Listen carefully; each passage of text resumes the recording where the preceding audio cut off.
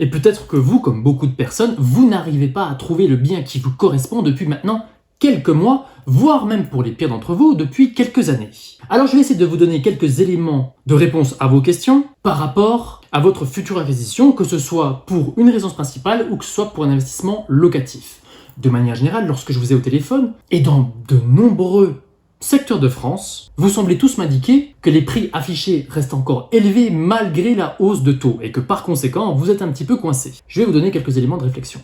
Tout d'abord, la plupart d'entre vous, lorsque je vous ai au téléphone, vous avez un problème de volume de visite. Par expérience, et au vu de tous les acquéreurs que j'ai accompagnés et de toutes les visites que j'ai faites au travers de mon métier, ce que je peux vous dire, c'est qu'avant la crise du taux d'usure, en moyenne, une personne qui arrivait à trouver le bien qui lui correspondait faisait entre 7 et 12 visites. C'est à peu près le volume que j'ai identifié pour vraiment sentir qu'un acquéreur est chaud et qu'il a suffisamment d'expérience pour être au courant s'il est en face d'une bonne affaire ou pas. Attention, petite astérix, il faut que ces visites soient faites dans un délai de 45 jours. On a beaucoup d'acquéreurs qui par désespoir font quelques visites, on va dire, ils ont fait quelques visites en octobre 2023, octobre-novembre 2023, les fêtes sont arrivées, ensuite le début d'année est toujours un petit peu effréné, ils ont donc arrêté et ils reprennent leur visite, on va dire, courant avril-mai. Oui, avril-mai-juin, c'est la période faste de la transaction immobilière.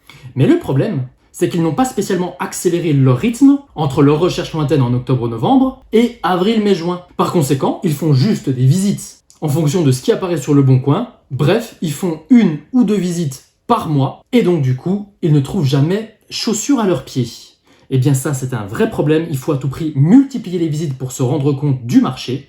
Et de cette manière, vous allez commencer à vous développer un réseau. Et le réseau, voilà le deuxième problème à laquelle la plupart d'entre vous êtes confrontés. Évidemment que nous sommes en France et que la plupart des biens que vous allez visiter sont au travers des agences. Et ce sont bien les agents qui, pour la plupart, sont au contact des vendeurs. Alors évidemment, vous allez trouver des annonces de particulier à particulier et elles ont une bonne tendance à se multiplier. C'est d'ailleurs là-dessus que j'ai envie de travailler mes accompagnements. D'ailleurs, il y a un lien en description pour ceux qui veulent vendre Start Transac. Mais de manière générale, vous allez quand même tomber avec des visites en agence. Et évidemment que ces agences sont autant en difficulté que vous parce qu'ils sont dans le même panier que vous. S'ils ne trouvent pas d'acquéreurs pour leurs biens à vendre, pour la plupart étant mandataires, eh bien, ils n'ont pas de revenus. Et donc, eux aussi sont quand même pas mal en difficulté en ce moment. Ceux qui ont le pouvoir en ce moment, ce sont bel et bien les acquéreurs finançables. Et donc, dans la mesure où vous avez réussi à connecter correctement avec un agent, qu'il a compris votre situation, et qu'il a compris que vous étiez quelqu'un de sérieux, et que là, vraiment, vous voulez devenir propriétaire, parce que vous en avez marre de cette recherche qui dure depuis je ne sais combien de temps.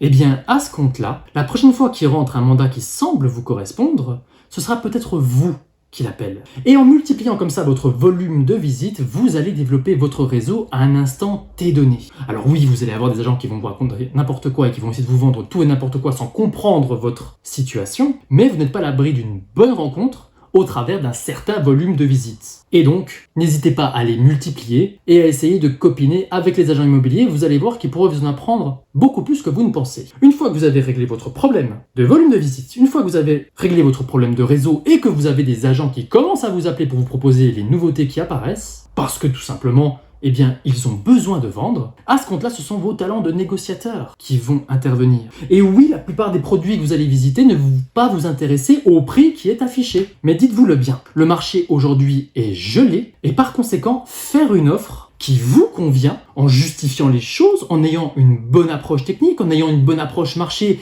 et dans la plupart des cas en ayant une bonne approche émotionnelle, vous allez voir que vous allez commencer à retomber sur vos pieds en termes de prix. Alors évidemment, si votre marché est complètement déconnecté par rapport à votre situation et que vous n'êtes pas pressé, eh bien j'ai envie de vous dire, attendez, peut-être que ça va décrocher d'ici la fin d'année. Mais ça, on n'en sait rien.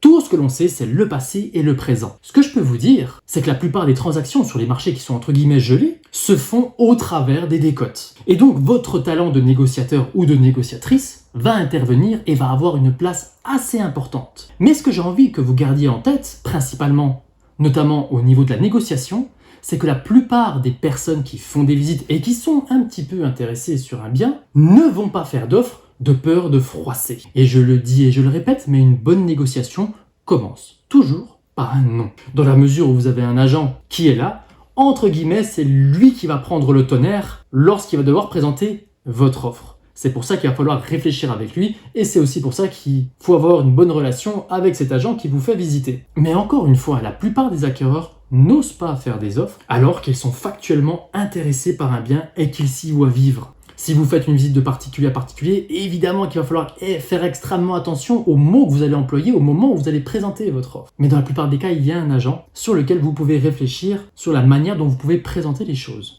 Donc pour résumer un petit peu cette vidéo, pour ceux qui sont vraiment chauds à devenir propriétaires, ce qu'il faut que vous fassiez pour la plupart d'entre vous, et je le remarque lorsque je vous ai au téléphone, il faut vraiment que vous multipliez les visites sur un secteur donné qui vous intéresse en particulier. De cette manière-là, vous allez vous créer un réseau local avec des agents avec qui vous allez connecter plus ou moins fort. Vous allez avoir donc l'expérience du marché, vous allez avoir l'expérience de la lecture de ces horribles DPE, et peut-être qu'à force de multiplier les offres, et à force que de multiplier les questions, vous allez aussi avoir l'expérience de la négociation, et de cette manière, vous pourrez vous offrir le bien qui vous convient au prix que vous désirez.